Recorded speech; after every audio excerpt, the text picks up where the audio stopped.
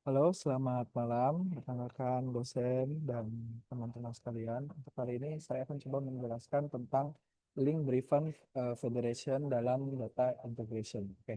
Jadi pada slide pertama ini saya mau coba menjelaskan secara umum apa itu link driven federation. Nah, metode ini tuh biasa digunakan untuk integrasi data di mana sistem tuh tidak harus ngumpulin semua data ke satu tempat, tapi data-data itu bisa dihubungkan melalui indeks silang antar sumber gitu ya. Nah, jadi konsep utamanya adalah memanfaatkan hubungan antara data dari dua arah atau lebih gitu ya ke query user yang diproses dengan memanggil sumber-sumber tersebut secara terpisah dan tetap terkoordinasi tentunya.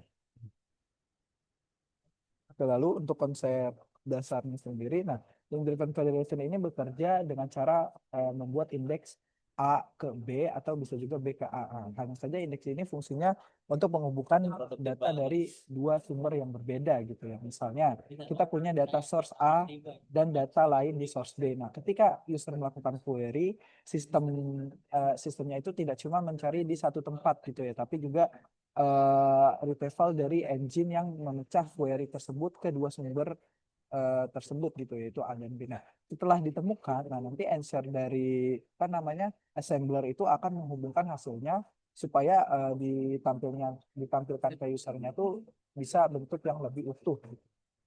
Nah, oke, kita lanjut. Nah, lalu ada komponen utama. Nah, komponen utama yang dipakai ini dalam AI driven ada empat ya yang terutama gitu ya. Yang pertama adalah wrapper. Nah, wrapper ini tugasnya itu mengambil atau misalnya membungkus data itu dari siap sumber. Supaya kenapa? Supaya formatnya tuh bisa dibaca lebih retrieval engine lagi. Nah, lalu yang kedua adalah indeks A, B, dan B ke A. Nah, yaitu maksudnya apa? Yaitu pemetaan silang yang bisa menghubungkan data antar sumber yang berbeda gitu. Nah, jadi ini tuh bisa dibikin sistem bisa tahu dari mana data yang relevan gitu dari sumber lain. Nah, lalu yang ketiga adalah retrieval engine gitu, yaitu ini mesinnya yang bisa mengeksekusi query dan memanggil sumber-sumber data yang kita sedang butuhkan. Lalu yang terakhir ada answer assembler, yaitu nah ini yang paling penting adalah komponen yang tugasnya adalah menyusun ulang hasil pencarian. Jadi jawabannya tuh terkemas lebih rapi untuk bisa dibaca oleh user.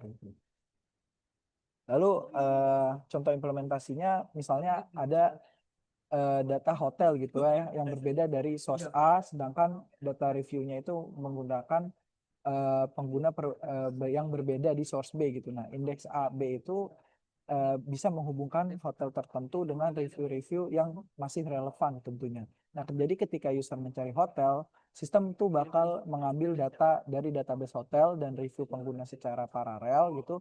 Nah, lalu digabungkan supaya user tuh bisa melihat informasi secara lengkap dalam satu tampilan gitu.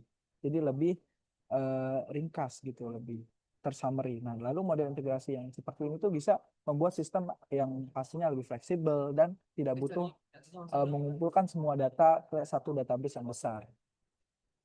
Lalu next, contoh lainnya ya, contoh lainnya tuh bisa ditemukan di platform seperti Google Scholar atau Semantic Scholar gitu ya. Nah, di sana tuh kan banyak ya paper-paper akademik dari misalnya dari source A, sedangkan di apa citation tuh biasanya ada referensi dari source B gitu yang berbeda. Nah, indeks silang ini bisa hubungkan gitu antara satu paper dengan banyak referensi yang terkait gitu. Jadi ketika user mencari topik tertentu, query itu bisa dipecah kedua sumber. Jadi ada bisa daftar paper dan daftar citasi gitu. Nah, jadi hasilnya tuh akan digabung jadi satu daftar yang rapi gitu.